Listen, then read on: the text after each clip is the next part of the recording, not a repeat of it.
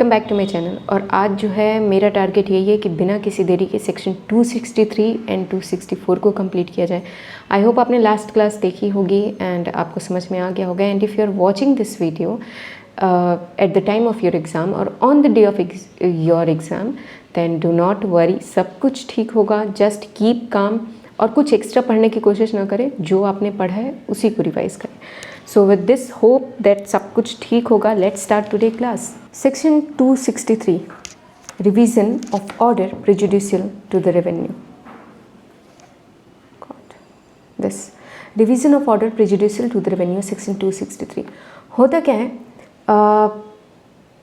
263 और 264 शुरू करने से पहले आपको कुछ बेसिक चीज़ें बता देती हूँ, so that you do not get confuse. 263 जो होता है वो बेसिकली इस पर्पस को ध्यान में रख के बनाया गया है कि for the benefit of revenue बनाया गया है। इसमें जो भी फैसले लिए जाएंगे वो सारी चीज़ें ये देखी जाएंगी कि कहीं पे एओ ने कुछ ऐसा ऑर्डर तो नहीं पास कर दिया जिससे कि रेवेन्यू को कुछ लॉस हो गया, तो रेवेन्यू को वो लॉस ना हो उस चीज़ को ध्यान में रख के सेक्शन 263 बनाया गया है। एंड द सेम वे 264 जो है वो बनाया गया है एसएससी को ध्यान में रख के। जो भी डिसीजन लिए जाएंगे वो इस ऐसे लिए जाएंगे कि वो एसएससी के हक में हो। सो अब सेक्शन 263 शुरू करते हैं हम। Under section 263(1) principal commissioner.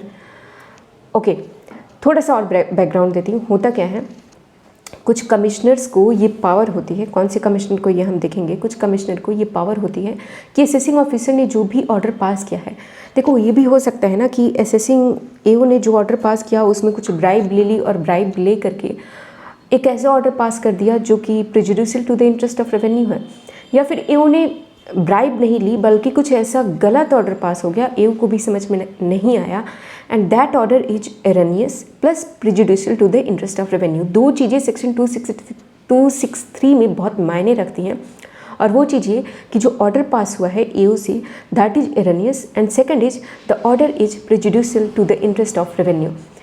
और उसके बाद से अगर कमिश्नर्स को ये लगता है कि ये ऑर्डर जो पास हुआ है वो एरनियस है या prejudicial to the interest of revenue है, तो वो उस ऑर्डर को रिवाइज कर सकते हैं। सेक्शन 263 का पूरा यही बैकग्राउंड है। तो पहले पार्ट में हमें ये बोला जा रहा है कि अगर principal chief commissioner, principal commissioner या कमिश्नर को ऐसा लगता है कि order passed by the assessing officer is erroneous, दो चीज़ें होती है जो मैंने आपको बताया। पहला कि वो कि एरनियस है मतलब गलत है, एंड सेकेंड ये है कि prejudicial to the interest of revenue, ये रेवेन्यू डिपार्टमेंट के हक में नहीं है, then he may after giving assessee an opportunity of being heard and after making an inquiry pass an order enhancing or modifying the assessment by assessing officer or cancelling the assessment and directing fresh assessment. यहाँ से आपको तीन चीज़ें निकल के आ रही है। पहली चीज़ ये निकली कि जो एरनियस किसने पास किया है, याद रखना ये जो ऑर्डर पास होना चाहिए original order, that is passed by assessing officer. तो असेसिंग ऑफिसर ने एक ऐसा ऑर्डर पास किया जो कि एरनियस है, पहला एरनियस है। दूसरा ये है कि prejudicial to the interest of revenue है। और ये दोनों होने के बाद से ऐसे अब कमिश्नर जो है, जो इन कमिश्नर यहाँ पे जो लिखा हुआ है कौन कौन से कमिश्नर, यहाँ पे principal chief commissioner, principal commissioner या कमिश्नर को अगर ऐसा लगता है तो पहले वो अपॉर्चुनिटी ऑफ बीइंग हर्ड देंगे एसएससी को। इसलिए देंगे क्योंकि अगर वो चेंज करेंगे इसका मतलब कि एसएससी के ऊपर लायबिलिटी बढ़ेगी। अब लायबिलिटी बढ़ेगी तो आपको अपॉर्चुनिटी ऑफ बीइंग हर्ड देना ही पड़ेगा। तो वो अपॉर्चुनिटी ऑफ बीइंग हर्ड देंगे, अपनी पूरी इंक्वायरी भी कर लेंगे, और उसके बाद से वो 3 ऑर्डर पास कर सकते हैं। इन्हेंस कर सकते हैं, मॉडिफाई कर सकते हैं, रिड्यूस नहीं कर सकते। जो भी ऑर्डर पास हुआ है ना उसमें जो लायबिलिटी आई है उस लायबिलिटी को या तो इन्हेंस कर सकते हैं, कैंसिल कर सकते हैं, असेसमेंट को कैंसिल कर सकते हैं, या डायरेक्ट कर सकते हैं। मतलब कि डायरेक्ट कर सकते हैं असेसिंग ऑफिसर को कि मैं इस ऑर्डर को कैंसिल करता हूँ, आप जाके दोबारा असेसमेंट करके लाइए। An order passed by the AO shall be deemed to be erroneous in so far as it is prejudicial to the interest of revenue if the opinion of the principal chief commissioner और principal commissioner और commissioner। Second point में आपका ये बोला जा रहा है कि हम कब मानेंगे कि ऑर्डर जो है प्रेजुडिशियल है इंटरेस्ट रेवेन्यू के लिए, वो तो हम तब मानेंगे जब ऑर्डर जो है जो एओ ने पास किया है उस ऑर्डर को पास करने से पहले कोई इंक्वायरी या कोई वेरिफिकेशन नहीं किया है। एक एक्सपेंस था, एक्सपेंस ए को अलाउ कर दिया, और जबकि बहुत सारे केसेस में ऐसा लग रहा है कि एक्सपेंस ए डिसअलाउ होना चाहिए। अब इस एक्सपेंस को डिसअलाउ करने के लिए या अलाउ ही करने के लिए एओ ने प्रॉपर इंक्वायरी नहीं की है, प्रॉपर वेरिफिकेशन नहीं किया है, तो हम ये मान लेंगे कि ये प्रेजुडिशियल है। दूसरा है the order is passed allowing any relief without enquiring into the claim. SSC ने कोई क्लेम किया, उस क्लेम को अलाउ कर दिया गया और उस क्लेम से रिलेटेड कोई भी इंक्वायरी नहीं की गई। थर्ड पॉइंट है the order has not been made in accordance with any order, direction or instruction issued by CBDT. CBDT ने कोई डायरेक्शन इशू किया था, कोई इंस्ट्रक्शन इशू किया था, और उस इंस्ट्रक्शन को ध्यान नहीं रखा गया। उस इंस्ट्रक्शन को ओवररूल करके कोई एक ऑर्डर सीबीडीटी ने अपने ऑर्डर में, मान लो मैंने कहा कि अपने ऑर्डर में कुछ एक्सपेंस को या कुछ इनकम को ऐड बैक करने को बोला था, बट यहाँ पे उस ऑर्डर को, उस इंस्ट्रक्शन को ध्यान नहीं रखा गया और इस इनकम को ऐड बैक नहीं किया गया, तो इस वजह से जो है ऑर्डर हम मानेंगे कि prejudicial to the interest of revenue है। क्योंकि अगर एक्सपेंस ऐड बैक होते हैं, सॉरी मैं इनकम बोल रही थी ऐड बैक होने को, जनरली एक्सपेंस ऐड बैक होते हैं, तो एक्सपेंस अगर हम ऐड बैक करते हैं तो हमारा इनकम बढ़ जाता है, इनकम बढ़ जाता है तो हमारी लायबिलिटी ज़्यादा आएगी, और लायबिलिटी ज़्यादा आएगी तो ऑब्वियसली डिपार्टमेंट को टैक्स कम कलेक्ट हुआ है, और जब कम टैक्स कलेक्ट हुआ है इसका मतलब कि वो जो ऑर्डर पास हुआ है that is prejudicial to the interest of revenue. D point है the order has not been passed in accordance with any decision of which is prejudicial to the SSC rendered by the jurisdictional high court, supreme court in case of SSC by any other person। मतलब high court or supreme court ने same ही matter में, mister A का case यहाँ पे चल रहा है एओ के पास, और मिस्टर बी के लिए हाई कोर्ट या सुप्रीम कोर्ट ने उस एक्सपेंस को या उस इनकम को, एक्सपेंस लेते हैं, उस इनकम को डिसअलाउ किया है, और यहाँ पे उस सुप्रीम कोर्ट या हाई कोर्ट के ऑर्डर को जो है बिल्कुल नेग्लेक्ट कर दिया गया और असेसिंग ऑफिसर ने उस एक्सपेंस को अलाउ कर दिया, तो हम मानेंगे कि ये प्रेजुडिशियल है इंटरेस्ट ऑफ रेवेन्यू के लिए। और अब जो है principal commissioner, commissioner, chief commissioner या कमिश्नर के पास ये पावर है कि उस ऑर्डर की कॉपी मंगवाए, उससे रिलेटेड रेलिवेंट इंक्वायरीज करे, और इंक्वायरी करने के बाद एक अपॉर्चुनिटी ऑफ बीइंग हर्ड देने के बाद उस ऑर्डर को रिवाइज कर दे। अंडर सेक्शन 263 CCIT मतलब chief commissioner of income tax and CIT मतलब कमिश्नर ऑफ इनकम टैक्स, तो कमिश्नर के पास रिवाइज करने का पावर होता है। और order under section 92CA by transfer pricing officer. अभी तक मैंने आपको ये बताया कि असेसिंग ऑफिसर ने जो ऑर्डर पास किया है उसको रिवाइज किया जा सकता है। अब मैं आपको ये बोल रही हूँ कि 92CA जो ऑर्डर पास होता है ट्रांसफ़र प्राइसिंग ऑफिसर के द्वारा, जो कि आपका मेजरली डील करता है, आर्म लेंथ प्राइस डिसाइड होती है इसमें किसी ट्रांजैक्शन की, और वो आर्म लेंथ प्राइस जो है ऐसा लग रहा है कि वो आर्म लेंथ प्राइस 100 रुपीज़ होनी चाहिए, बट यहाँ पे 80 रुपीज़ ही है, तो ये prejudicial to the interest of revenue है। यहाँ पे हमें 100 रुपीज़ पे टैक्स कलेक्ट होना चाहिए, यहाँ पे हमें 80 पे कलेक्ट हुआ है, तो इस ऑर्डर को भी कोई एक ऐसा ऑर्डर अंडर सेक्शन 92CA जो कि ट्रांसफ़र प्राइसिंग ऑफिसर ने पास किया है, उस ऑर्डर को भी रिवाइज करने का हक है किसको? Principal commissioner, chief commissioner, commissioner या principal commissioner, chief commissioner, commissioner या प्रिंसिपल चीफ कमिश्नर को अंडर सेक्शन 263। नेक्स्ट पॉइंट है हमारा 143(1) में जो आपको इंटीमेशन आता है, उसका नाम ही है इंटीमेशन, वहाँ पे कहीं भी ऑर्डर वर्ड यूज़ नहीं किया गया है, तो ये एक इंटीमेशन है, ये कोई ऑर्डर नहीं है, इसलिए 263 में इसका रिविजन पॉसिबल नहीं है। 263 can not B invoked merely on the basis of personal opinion.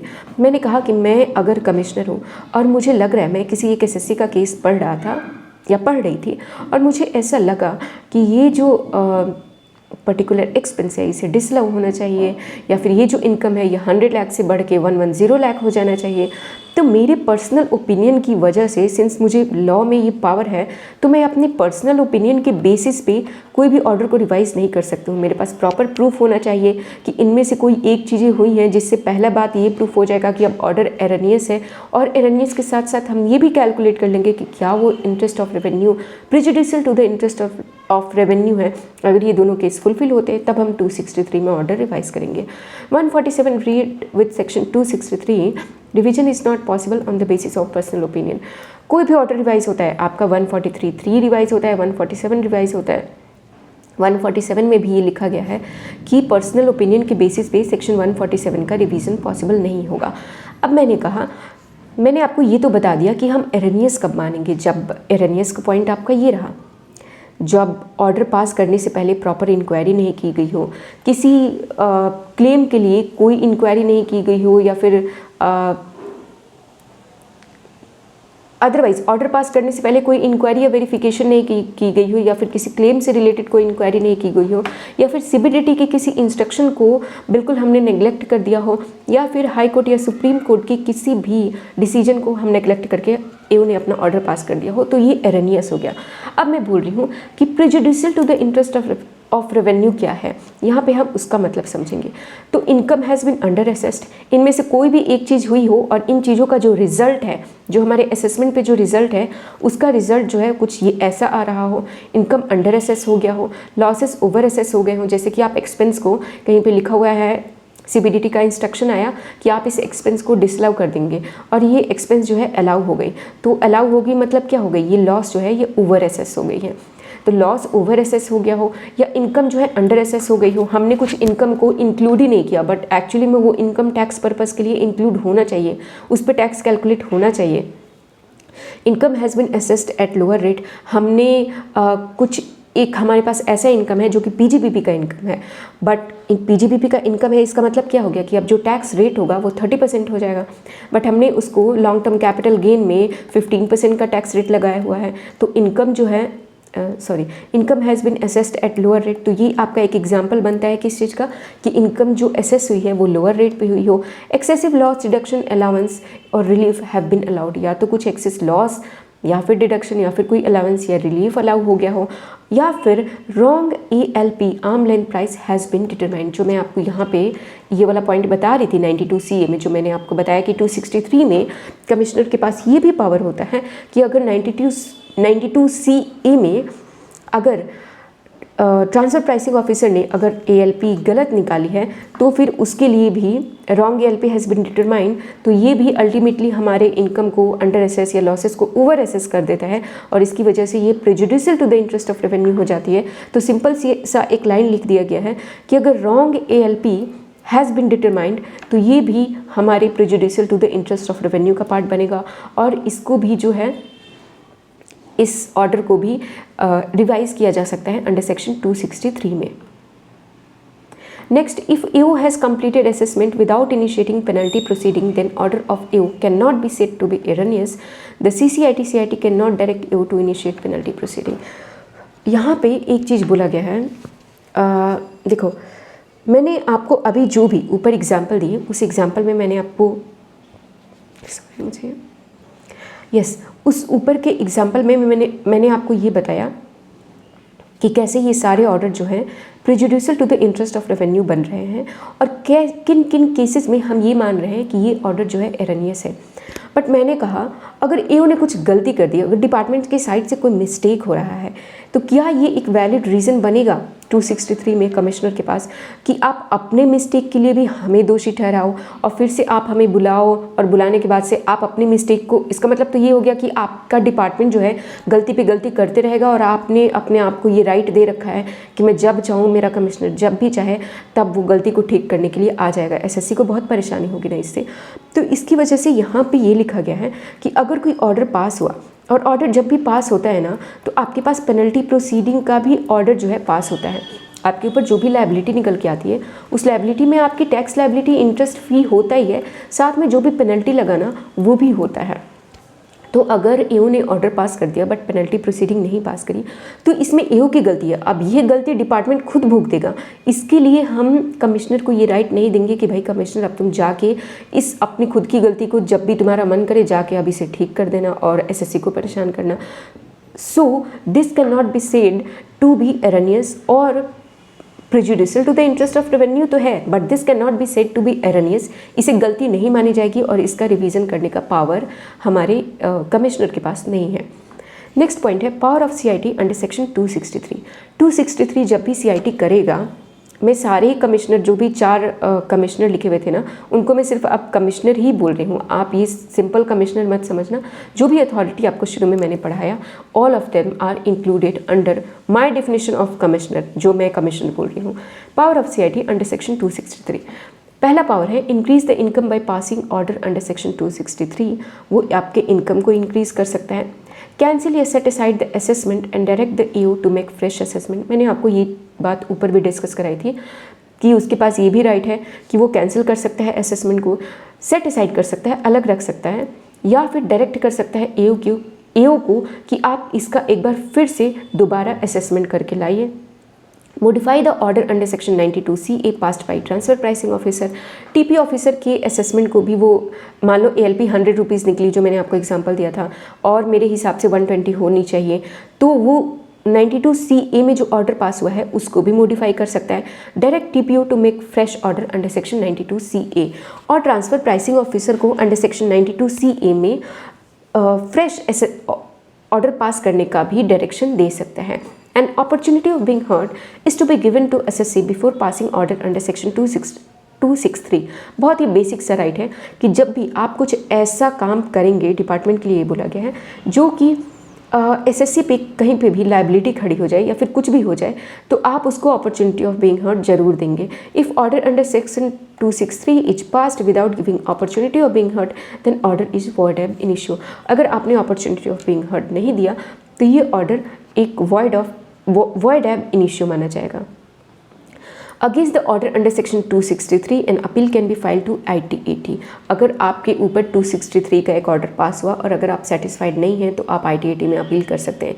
यहाँ पे मैं आपको एक और चीज़ कनेक्ट करवाना चाहूँगी। जब मैं पावर बता रही थी ITAT का, तो मैंने आपको बताया था कि देखो प्रोसीजर तो कुछ ऐसा होता है कि AO ऑर्डर पास करता है, AO के बाद से CIT अपील के पास जाता है अगर आप SSC हैं, सेटिस्फाइड नहीं है तो, और CIT अपील के बाद से आप ITAT में जाते हो। बट कई बार ऐसा होता है कि AO का ऑर्डर जो है कई बार ITAT के पास अलग अलग बाय अदर मीन्स भी जो है ऑर्डर पास करने का वो क्या बोलते हैं, अपॉर्चुनिटी, नॉट अपॉर्चुनिटी बट कई बार उसको not through CIT appeal but other ways भी ऐसे होते हैं जहाँ पे उसे ऑर्डर पास करना पड़ता है, अपील सुननी पड़ती है ITAT को। जिसमें आपका ये एक पहला एग्जाम्पल हो गया कि अगर 263 में आपने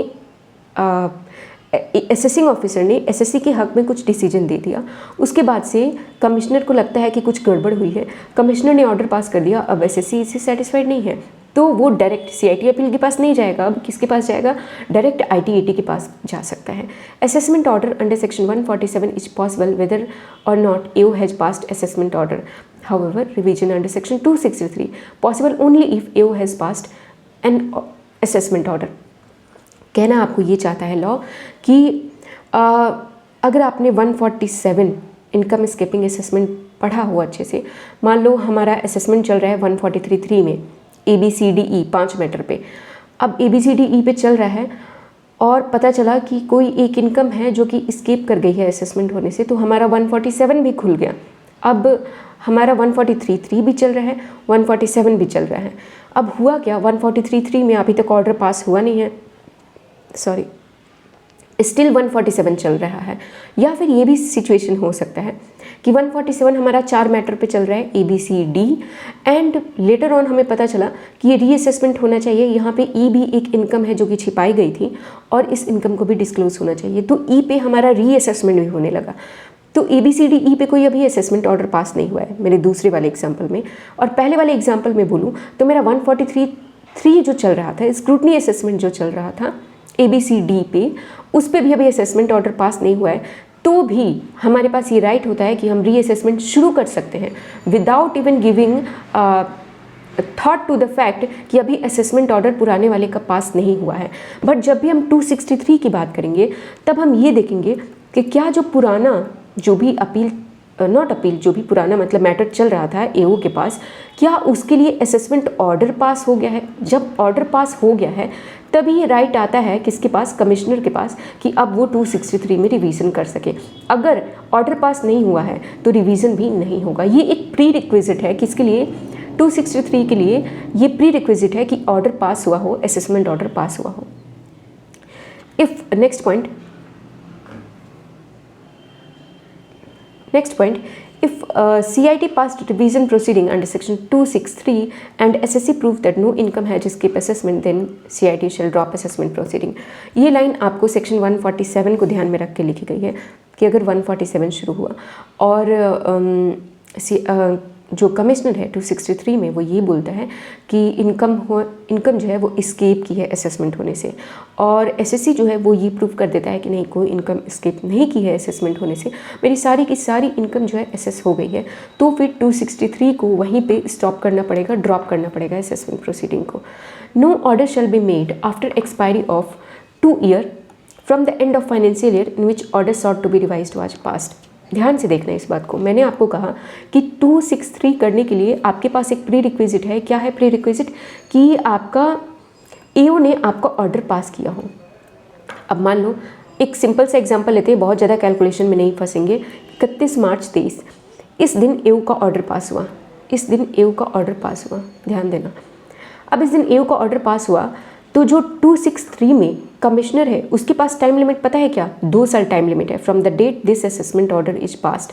मैं फाइनेंशियल ईयर के एंड में आने को नहीं बोल रही हूँ। कई बार आपको टाइम लिमिट में ये भी बोला जाता है कि आप फाइनेंशियल ईयर के एंड में आइए और वहाँ से 2 साल 3 साल लीजिए। यहाँ पे ये बोला गया है कि जिस दिन ये असेसमेंट ऑर्डर पास हुआ वहाँ से 2 साल। तो मैंने कैलकुलेशन को मतलब बहुत हेक्टिक नहीं बनाने के लिए 31 मार्च 23 ले लिया है, ये बात ध्यान रखना। अब यहाँ से 2 साल 31 मार्च 25, सिर्फ ये 2 साल जो है ये टाइम पीरियड, इसी टाइम पीरियड में कमिश्नर के पास ये राइट होता है कि वो इस ऑर्डर को क्या करे, इस ऑर्डर से रिलेटेड एक रिवीजन पास कर सके 263 में। बस यही 2 साल उसके पास टाइम पीरियड होते हैं। In computing the period of 2 year the time, चलो 6th पॉइंट जो आपको दिख रहा है, in computing the period of 2 year the time taken in giving an opportunity to the assessee to be reheard under section 129 and any period during which the revision proceeding is stayed by any order or injunction of any court shall be excluded। अगर 263 मेरा open हो गया, ठीक, अब 263 open होने के बाद से ऐसा हुआ कि अपॉर्चुनिटी ऑफ बीइंग हर्ड के लिए मुझे कुछ ऐसा हुआ कि मुझे उसके लिए कुछ रिपोर्ट प्रोड्यूस करना पड़ा, कुछ मुझे वैल्यूएशन रिपोर्ट लानी पड़ी, या फिर कोई भी अदरवाइज मैं रिपोर्ट बोल रही हूँ। उस रिपोर्ट में मैंने मांगा कि मुझे 3 महीने का टाइम दीजिए, इस चीज़ के रिपोर्ट को लाने में मुझे 3 महीने का टाइम लग जाएगा। अब ये जो 3 महीने एक्स्ट्रा दिए गए ना मुझे, एसएससी को जो एक्स्ट्रा दिए गए, जब हम 2 साल का टाइम पीरियड कैलकुलेट कर रहे होंगे ना, तो उसमें ये 3 महीने जो है एक्सक्लूड कर दिए जाएंगे। मैंने कहा कि 31 मार्च 23 को यहाँ पे ध्यान देना ऑर्डर पास हुआ था। अब सिर्फ ये 2 साल में, इस 2 साल के अंदर 31 मार्च 25 तक रिवीजन हो जाना चाहिए, मतलब ऑर्डर पास हो जाना चाहिए रिवीजन का। ये नहीं कि इस दिन खुलेगा, नहीं, इतने तक का टाइम पीरियड है जब आपका जो रिवीजन वाला पॉइंट है वो आपका ख़त्म हो जाना चाहिए। आपने ऑर्डर पास कर दिया रिवीजन से रिलेटेड जो भी है। बट मैं अब आपको ये बोल रही हूँ कि जब ये 2 साल का टाइम पीरियड हम कैलकुलेट करेंगे, सपोज करो 31 मार्च 24 को जो है ये 31 मार्च 24 को मेरा रिवीजन का केस जो है वो ओपन हो गया, मेरा रिवीजन होना शुरू हो गया। अब मैं एओ और एसएससी के पास 1 साल का टाइम पीरियड है, बट इस 1 साल में 3 महीने का जो टाइम पीरियड है वो एसएससी ने ले लिया। उसको कुछ वैल्यूएशन रिपोर्ट प्रोड्यूस करना था, तो उसने कहा कि 3 महीने टाइम चाहिए मुझे अपने इस वैल्यूएशन रिपोर्ट को लेकर के आने के लिए। डिपार्टमेंट ने कहा ठीक है ले लो, बट अब ये जो 31 मार्च 25 है ना, इसको 3 महीने से बढ़ा दिया जाएगा। You understood my point. अब इसको 30 जून 25 कर दिया जाएगा। आई hope you understood my point. जितना भी time period opportunity of being heard के लिए दिया गया, या फिर अगर कोई स्टे ऑर्डर आ जाता है तो वो टाइम पीरियड को, ये जो 2 साल का टाइम पीरियड है, उतने से बढ़ा दिया जाएगा। The time limit however does not apply in case where the effect has to be given to finding or direction contained in the order of the appellate tribunal, high court or supreme court. मैंने आपको कहा कई बार ऐसा भी होता है कि high court का कुछ ऑर्डर है, मान लो एओ ने ऑर्डर पास किया था, एसएससी है मिस्टर ए से रिलेटेड, आइए आपको लिख के बताते हूँ। मिस्टर ए से रिलेटेड एक ऑर्डर पास किया था जहाँ पे एक्सपेंस ए जो है इसको अलाउ कर दिया था। ये हुआ था 31 मार्च 23 को। अब 31 मार्च 24 को हमारे पास आता है एक सुप्रीम कोर्ट का डिसीजन आता है, जहाँ पे सुप्रीम कोर्ट ने ये कहा कि एक्सपेंस ए को जो है आप डिसअलाउ कर दो। ठीक, अब मैंने आपको बताया था ना कि 31 मार्च 25 तक का टाइम लिमिट है रिवीजन ऑर्डर पास करने के लिए। मैं आपको बोल रही हूँ अब जब ये एक्सपेंस ए डिसअलाउ हो गया तो अब पता है क्या होता है, एक्चुअली में क्या होता है, जो कमिश्नर्स होते हैं, जो मैंने आपको ऊपर अथॉरिटीज़ बताई थी, जो कमिश्नर्स होते हैं उनके पास अब वो क्या करते हैं, मान लो मिस्टर ए हैं, मिस्टर बी हैं, मिस्टर सी हैं, इन सारे एसएससी के केस में ये एक्सपेंस ए जो है अलाउ हुआ था, तो अब ये कमिश्नर पता है क्या करेगा, ए बी सी सबके केस में ये एक्सपेंस को डिसअलाउ करेगा। You understood my point. But अब ये 2 साल का टाइम पीरियड कंसीडर नहीं करेगा, अब इसके पास अनलिमिटेड टाइम पीरियड हो जाता है। द टाइम लिमिट यहाँ पे यही चीज़ बोल रही है, जो 2 साल का टाइम लिमिट है does not apply in case with the effect दिया जा रहा है ना यहाँ पे सुप्रीम कोर्ट के ऑर्डर को, तो जहाँ पे भी हमें इफेक्ट देना हो सुप्रीम कोर्ट के ऑर्डर को, तो वो टाइम लिमिट वहाँ पे अप्लाई नहीं होगी। आई होप यू अंडरस्टूड दिस। अब या 263, your 263 section is over here now. एक दो केस लॉस है जो मैं आपसे डिस्कस करना चाहती हूँ और उसके बाद हम 264 शुरू करने वाले हैं। पहला आपका केस लॉ है CIT versus ICICI bank limited. Would the period of limitation for an order passed under section 263 be reckoned from the original order passed by AO under section 143 or from the reassessment passed under section 147 where subject matter of division is different from subject matter under section 147? आइए हम इसको एक example के through समझते हैं, क्योंकि पढ़ने से शायद आपको ना समझ में आए। मैंने आपको कहा ना कि 143(3) हो रहा है, तो भी डिपार्टमेंट के पास ये राइट है क्या करने का कि 147 वो शुरू कर सकता है। ज़रूरी नहीं है 147 शुरू करने के लिए कि आपका जो पुराना ऑर्डर है, रीअसेसमेंट है, अगर 4 पॉइंट पे चल रहा है, 147 ही क्यों ना चल रहा हो, या 143(3) अगर 4 पॉइंट पे चल रहा है तो 5वें पॉइंट के लिए रीअसेसमेंट भी हो सकता है, या फिर अगर स्क्रूटनी हो रहा है तो भी असेसमेंट भी हो सकता है। अब यहाँ पे जो है actually fact of the case ये था कि 1A B C D इन 5 पॉइंट पे 143(3) शुरू हुआ था, ठीक, और E एंड F इस पॉइंट पे 147 पास हुआ था। मैंने कहा कि इसका जो है ऑर्डर जो है फाइनल आ गया 31 मार्च 23 को, ये ख़त्म हो गया, यहाँ पे ऑर्डर पास हो गया 31 मार्च 23 को इन 5 पॉइंट पे, और ये 147 जो था ये ख़त्म होता है आपका 31 मार्च 24 को, ठीक। अब इसके लिए अगर कमिश्नर चाहे कि मैं इसका रीअसेसमेंट करूं तो उसके पास कितने दिन का टाइम लिमिट है? 31 मार्च 25 तक, 2 साल। और इसके लिए अगर कमिश्नर चाहे कि मैं रीअसेसमेंट करूं तो इसके लिए कितने दिन का टाइम लिमिट है? 2 साल, 31 मार्च 26। अब हुआ क्या, कमिश्नर ने सोचा रीअसेसमेंट करने को, ठीक। कमिश्नर ने जब सोचा कि मैं रीअसेसमेंट करता हूँ तो वो रीअसेसमेंट करने बैठा पॉइंट ए पे। रीअसेसमेंट किया उसने, 31 मार्च 26 को ऑर्डर पास कर दिया कि ये रीअसेसमेंट ये जो है आपको अलाउ हो गया था, ठीक है, मैं यहाँ पे आपको डिसअलाउ करता हूँ। और कमिश्नर का ये पॉइंट था, ये ओपिनियन था कि 2 साल का मेरे पास टाइम पीरियड है, जो रीअसेसमेंट ऑर्डर है वो 24 में पास हुआ है 31 मार्च 24 को, तो मेरे पास तो टाइम पीरियड 26 तक का है, 31 मार्च 26 तक, और मैंने अपना 31 मार्च 26 तक अपना पॉइंट ए को डिसअलाउ कर दिया है, तो मैं तो अपना टाइम पीरियड से कंप्लाई कर रहा हूँ। एसएससी क्या बोल रहा था कि आप जिस पॉइंट पे ऑर्डर पास कर रहे हैं ना, उसका डिसीजन 24 में नहीं आया था, उसका डिसीजन 23 में ही आ गया था, और आइडियली आपके पास सिर्फ 31 मार्च 25 तक का टाइम लिमिट था इस पे आपको रिवीजन ऑर्डर पास करने के लिए, तो आपने इसको टाइम लिमिट में पास किया ही नहीं है, ये वर्ड एब इनिशियो है। हुआ क्या, केस आगे बढ़ा और सुप्रीम कोर्ट ने फाइनली ये डिसाइड किया कि जब भी हम रीअसेसमेंट का ऑर्डर रिवीजन पास करते हैं, और अगर मान लो 5 पॉइंट है और दोनों का अलग अलग ऑर्डर आया है, अलग अलग सालों में ऑर्डर आया है, तो जिस पॉइंट पे हम ऑर्डर पास कर रहे हैं हम ये नहीं देखेंगे कि रिसेंटली उसका क्या हुआ है, रिसेंटली उसका किस मैटर पे डिसीजन आया है, नहीं, जिस पॉइंट ए पे अगर हम डिसीजन पास कर रहे हैं तो हम ये देखेंगे कि पॉइंट ए पे कब ऑर्डर पास हुआ था। पॉइंट ए पे अगर ऑर्डर पास हुआ था 31 मार्च 23 को, तो हमारा टाइम लिमिट सिर्फ 31 मार्च 25 तक ही है, 26 नहीं बढ़ के जाएगा। हाँ, अगर आप ई एंड एफ पे अपना ओपिनियन देते, अपना 263 लगाते, तो फिर आपको शायद 31 मार्च 26 तक का टाइम पीरियड अलाउ होता। I hope you understood this point. So आपको ये पूरे केस में, मुझे थोड़ा इंपॉर्टेंट लगता है ये, तो ये पूरे केस में आपको सिर्फ यही डिस्कशन है। अब आपके पास है सेक्शन 264, अब मैं सोच रही हूँ इसे भी पढ़ा के ख़त्म कर ही दूँ। रिवीजन ऑफ अदर ऑर्डर, यहाँ पे पता है क्या लिखा हुआ है लॉ में?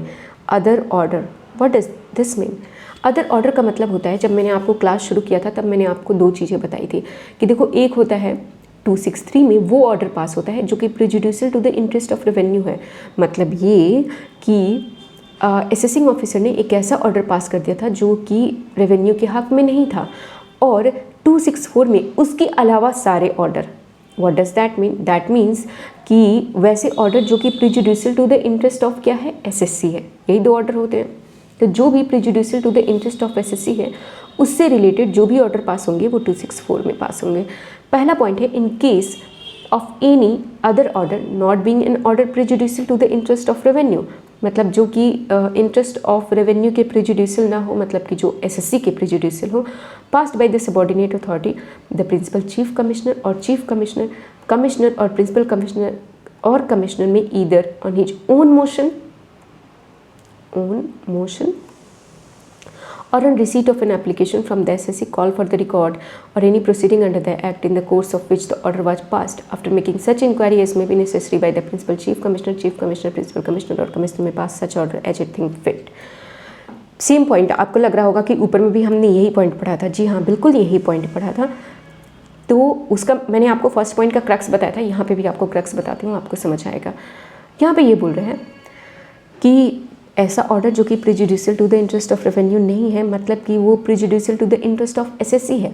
तो एक ऐसा ऑर्डर जो एसएससी के हक में नहीं हो, और अगर इन अथॉरिटीज़ को ऐसा लगता है कि ये जो ऑर्डर पास किया गया है ये एसएससी के हक में नहीं है, तो वो ओन मोशन अपना खुद से, मेरा मन किया, मुझे खुद ही ऐसा लगा, मैंने मंगाया था, मैं चेक कर रहा था और मुझे लगा कि यार ये एसएससी के साथ थोड़ी नाइंसाफ़ी हुई है, तो या तो मैं खुद से कर दूँ या फिर खुद ही एसएससी ने एक एप्लीकेशन पास किया है तो मैं उस एप्लीकेशन, जो एप्लीकेशन पास किया है उसको मैंने देखा तो मुझे लगा कि हाँ ये एसएससी के साथ थोड़ी नाइंसाफ़ी हुई है। तो उसके बाद से मैं क्या करूँगा, जो भी रिकॉर्ड है उस रिकॉर्ड को बुलाऊँगा, उस रिकॉर्ड को देखूँगा, अपनी प्रॉपर इंक्वायरी करूँगा और इंक्वायरी करने के बाद से मुझे जैसा सही लगे, मुझे लगे कि नहीं ये गलत हुआ है तो मैं एसएससी के फेवर में डिसीजन दे दूँगा। अगर मुझे लगे कि नहीं ठीक हुआ है तो मैं एज इट इज़ रहूँगा, कुछ चेंज करने की ज़रूरत है ही नहीं। 264 में ऐसा नहीं है कि मान लो मैंने एप्लीकेशन दिया, मैं एसएससी हूँ और मैंने एप्लीकेशन दिया कि भाई साहब मुझे लगता है कि मेरे साथ ये नाइंसाफ़ी हुई है, तो ऐसा नहीं है कि जो कमिश्नर है उसने ये डिसाइड किया कि नहीं तुम्हारे साथ नाइंसाफ़ी नहीं हुई है, ये तो डिपार्टमेंट के साथ हो गई है, मैं तुम्हारे फेवर में डिसीजन नहीं दूंगा, मैं डिपार्टमेंट के फेवर में नहीं दूंगा। नहीं, ये अलाउ नहीं है। आपको सिर्फ और सिर्फ इतना अलाउ है कि आप एसएससी के फेवर में डिसीजन दोगे। जब डिपार्टमेंट के फेवर की बात आएगी ना तो 263 ओपन हो जाएगा। यहाँ पे 264 वाले अधिकारी को 264 वाले अथॉरिटीज़ को यहाँ पे कोई हक नहीं है डिपार्टमेंट के फेवर में डिसीजन देने का। Second point, the principal chief commissioner, principal commissioner और commissioner is not empowered to revise any order on his own motion for a period of 1 year has expired from the date of order sought to be revised. मान लो order pass हुआ मेरा जो order pass हुआ वो 31/3/23 को पास हुआ। तो अब अगर मैं ओन मोशन की बात करता हूँ, मैं बन जाती हूँ कमिश्नर, मैं कमिश्नर हूँ और मुझे लगा कि ये मैं चेक कर रही थी रिकॉर्ड वगैरह, मुझे लगा कि ये बड़ी गलत बात हो गई है एसएससी के साथ। तो मैं अगर खुद से रिवाइज़ करना चाहूँ ना तो मेरे पास सिर्फ 1 साल का टाइम लिमिट है। कहाँ से ये गिना जाएगा टाइम लिमिट? जहाँ से ऑर्डर पास हुआ है वहाँ से 1 साल। तो 31 मार्च 24 तक का मेरे पास टाइम लिमिट है कि जब मैं एक रिवाइज ऑर्डर पास कर दूँ। If application for revision is made by assessee it must be made within 1 year from the date on which the order in question was communicated to him or the date on which he otherwise comes to know of it whichever is earlier. और जब SSC खुद ही application move कर रहा है तो मैंने कहा 31 मार्च 23 को ऑर्डर पास हो गया था, बट ऑर्डर पास होने के बाद से एसएससी के पास कम्युनिकेशन आएगी। मान लो हम पुराने ज़माने में जी रहे हैं, आज तो मेल से सेम डे कम्युनिकेशन हो जाती है, बट हम पुराने ज़माने में हैं और हमारे पास वो बाई पोस्ट जो लेटर आता था, मेरे पास बाई पोस्ट लेटर आया और इसको आने में मुझे 3 महीने लग गए, तो 30 जून 23 हो गया। तो एसएससी को भी 1 साल का ही टाइम लिमिट है। अब ये 30 जून 24 हो जाएगा, बट ये जो टाइम लिमिट जो काउंट किया जाएगा वो तब से काउंट किया जाएगा जब एसएससी को कम्युनिकेशन हुआ। You understood my point? जहाँ से कम्युनिकेशन हुआ वहाँ से 1 साल। आजकल इसका कोई रेलिवेंस नहीं है, आजकल ये सब चीज़ सेम डे पे हो जाता है। 4th point, however the application The principal chief commissioner or principal commissioner or commissioner may admit an application even after the expiry of 1 year if he is satisfied that the SSC was prevented by sufficient cause for making the application within that period। बोला यहाँ पे ये जा रहा है कि अगर ये 1 साल का तो टाइम लिमिट है कि आप मूव करिए एप्लीकेशन 264 में, बट अगर ऐसा होता है कि आपको लगता है कि इन 1 साल में एसएससी के पर्सनल कुछ बहुत प्रॉब्लम चल रहे थे, एसएससी बीमार था, इन 1 सालों में वो सिर्फ हॉस्पिटल के ही चक्कर काट रहा है तो फिर आप उसको 1 साल बाद भी अगर आपको सही लगता है तो after expiry of time period भी आप उस रिवीजन एप्लीकेशन को एक्सेप्ट कर सकते हैं। और एप्लीकेशन जब जाएगी तो आपको 500 रुपये का एक फ़ीस भी देना पड़ता है। Just a simple point. 7, okay, this is actually point number 6. However, the principal chief commissioner or chief commissioner, principal commissioner or commissioner is not empowered to revise any order in the following cases. मैंने कहा कि आप order को revise कर सकते हैं, but कुछ ऐसे ऑर्डर होते हैं जहाँ पे ऑर्डर रिवाइज़ नहीं होते. पहला ऑर्डर है appeal against the order lies to the commissioner appeal. जहाँ पे मान लो अगर मैं सुओ मोटो कर रहा हूँ, मैं खुद रिकॉर्ड देख रहा था और मुझे रिकॉर्ड देख के ऐसा लगा कि ये एसएससी के साथ ठीक नहीं हुआ है, इस एक्सपेंस को अलाउ हो जाना चाहिए, जबकि एओ ने डिसअलाउ किया हुआ है. तो मैं सुओ मोटो भी रिवाइज़ कर सकता हूँ, उस एक्सपेंस को अलाउ कर सकता हूँ. बट मैंने ये देखा कि इस चीज़ के लिए या फिर अदरवाइज़ भी किसी भी चीज़ के लिए एसएससी जो है अपील में जा चुका है, ऑलरेडी अपील में जा चुका है. जहाँ पे एसएससी अपील में जा चुका है, फिर वहाँ पे जो मेरा राइट है कि मैं ऑर्डर रिवाइज़ कर सकता हूँ वो ख़त्म हो जाता है. जैसे ही वो अपील में गया, मेरे पास ऑर्डर को रिवाइज़ करने का कोई हक नहीं रहता.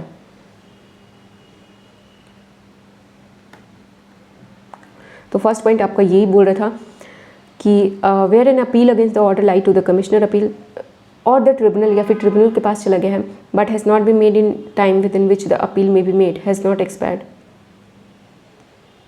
or in case of an appeal to the tribunal, the SSC has not waived the right to appeal. Okay. Where an appeal against the order lie to commissioner appeal or the tribunal, but has not been made an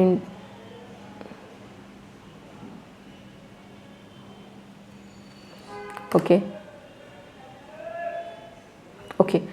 अभी जो मैंने आपको point बताना, that was point number B. अब point number A मैं आपको बता देती हूँ. मैंने वो बस एक लाइन ही पढ़ा और मुझे लगा बस वही है, बट उसमें आगे भी कुछ एक्सप्लेनेशन दी गई है.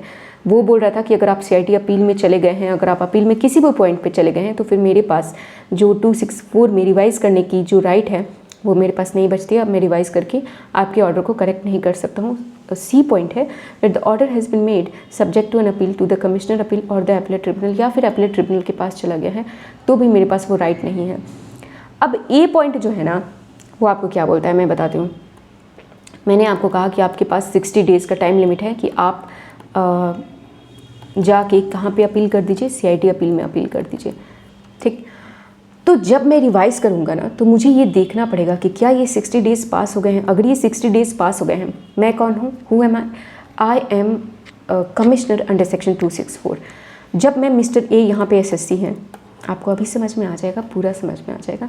मिस्टर ए यहाँ पे एसएससी हैं और 60 डेज़ का टाइम लिमिट है कि आप सीआईटी अपील में अपील करिए. जब मैं मिस्टर ए का ऑर्डर रिवाइज़ कर रहा हूँगा, तो मुझे ये ध्यान देना पड़ेगा कि ऐसा तो नहीं कि मिस्टर ए के पास टाइम लिमिट बचा हुआ है सीआईटी अपील में जाने का. अगर ये टाइम लिमिट बचा हुआ है तब मैं रिवाइज़ नहीं करूँगा, मैं वेट करूँगा, क्योंकि हो सकता है ना कि एसएससी अपील में चला जाए. इसलिए मैं वेट करूँगा कि क्या एसएससी ये 60 डेज़ टाइम पीरियड ख़त्म हो गया है और अपील में जा रहा है. अगर अपील में जा रहा है तो मेरा राइट वैसे ही ख़त्म हो जाता है, मुझे कोई हक नहीं है रिवाइज़ करने का. और अगर अपील में नहीं जा रहा है तो मैं रिवाइज़ करके काम को ख़त्म कर दूँगा.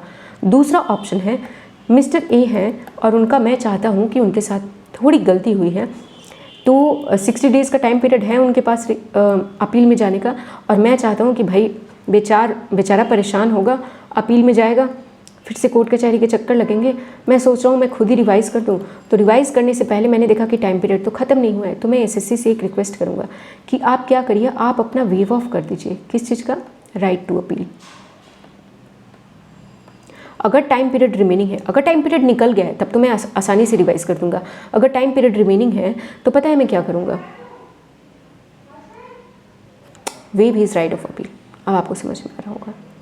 अगर उसने वेव ऑफ नहीं किया है तब तो मैं रिवाइज़ नहीं कर पाऊँगा, बट अगर वेव ऑफ कर दिया है तो उसके बाद से मैं रिवाइज़ कर दूँगा. आपका फर्स्ट पॉइंट यही ये जो मैंने आपको स्टोरी बताई इसी चीज़ को डील कर रहा था. नेक्स्ट आगे बढ़ते हैं. Limitation of time for revision order by principal commissioner और कमिश्नर और income tax under section 264. Under section 264, the principal commissioner or chief commissioner or principal commissioner or commissioner of income tax is empowered to revise an order passed by the subordinate authority where no appeal has been filed. There is a limitation of 1 year for filing the application. आपको समझ में आ रहा होगा कि ये जो authorities हैं ये एम्पावर हैं किस चीज़ का, रिवाइज़ करने के लिए. कोई ऑर्डर जो कि पास किया है किसने, सबॉर्डिनेट अथॉरिटी ने, जहाँ पे कोई अपील फाइल नहीं हुई हो, बट वहाँ पे लिमिटेशन है 1 साल का for filing the application. It shall be obligatory on the principal commissioner, chief commissioner, principal commissioner और commissioner to pass an order within a period of 1 year from the end of financial year in which such application is made by the assessee for revision. अब मैंने आपको कहा कि 31 मार्च 23 को जो है revision order pass हुआ था। 1 साल का टाइम लिमिट है कि आप मूव कर सकते हो। अगर आप एसएससी हो then you have 1 year time limit, क्या कि आप रिवीजन के लिए एप्लीकेशन एक मूव करो। आपने यहाँ पे एक रिवीजन एप्लीकेशन मूव कर दिया। अब जो कमिश्नर है 264 में, उसके पास भी 1 साल का टाइम लिमिट दिया जाता है। 31/3/25 तक का टाइम लिमिट दिया जाता है कि आप अपना जो है ऑर्डर पास कर दो रिवीजन का। ये अंडरस्टूड कि 25 तक आपके पास टाइम लिमिट है कि आप अपना रिवीजन का ऑर्डर पास कर दो। बी पॉइंट है, In computing the above referred period of limitation, the time taken in giving an opportunity to the SSC to be reheard under section 129 and any period during which any proceeding under this section is stayed by an order or injunction of any court shall be excluded। अभी 1 साल का time period जो है इसमें से हम वो exclude कर देंगे। जैसे कि अगर मैंने आपको बताया कि 3 महीने का टाइम पीरियड अगर दिया गया किस चीज़ के लिए, रिपोर्ट के लिए, तो 31/3/25 ना होकर 3 महीने और बढ़ जाएगा। क्या हो जाएगा? 30 जून 25 हो जाएगा। You understood? यहाँ पे सेम ही पॉइंट रिपीट हो रहा है। वो कहीं भी होता है कि अगर एक कोई भी time limit, certain time limit दी हुई होती है अथॉरिटी को, और उस सर्टेन टाइम लिमिट के अंदर कोई भी प्रॉब्लम आ रही है, जैसे कि कोर्ट का स्टे लग गया, तो ऑब्वियसली जब भी कोर्ट का स्टे लगेगा या फिर अगर एसएससी ने मांग लिया कि मुझे ये वैल्यूएशन रिपोर्ट प्रोड्यूस करनी है तो मुझे 3 महीने का टाइम लिमिट दीजिए, तो जब डिपार्टमेंट उसे अलाउ करता है उस टाइम पे डिपार्टमेंट जो है उस केस पे काम रोक देता है, रुक जाता है उतने महीनों के लिए काम। तो जब उतने महीनों के लिए काम रुक जाता है ना, तो उतने दिन से जो टाइम पीरियड है, जो 1 साल 2 साल 3 साल का टाइम पीरियड है, उसको बढ़ा दिया जाता है। The aforesaid time limit shall not apply to any order which has been passed in consequences or to give effect to any order finding or direction of High Court, Supreme Court। जैसे मैंने आपको 263 में पढ़ाया था, 264 में भी यही है कि अगर लेटर ऑन मिस्टर ए हैं जिनका एक्सपेंस जो है जेड जो है डिसअलाउ हो गया है, और बाद में जाके सुप्रीम कोर्ट का एक ऑर्डर आता है जहाँ पे जेड जो है अलाउ हो जाता है, तो 264 में कमिश्नर के पास ये भी राइट है कि वो मिस्टर ए को बोले कि हाँ जी आप अपना एक्सपेंस जो है जेड जो है अलाउ कर लो और उसका जो भी रिफंड बनता है वो ले लो।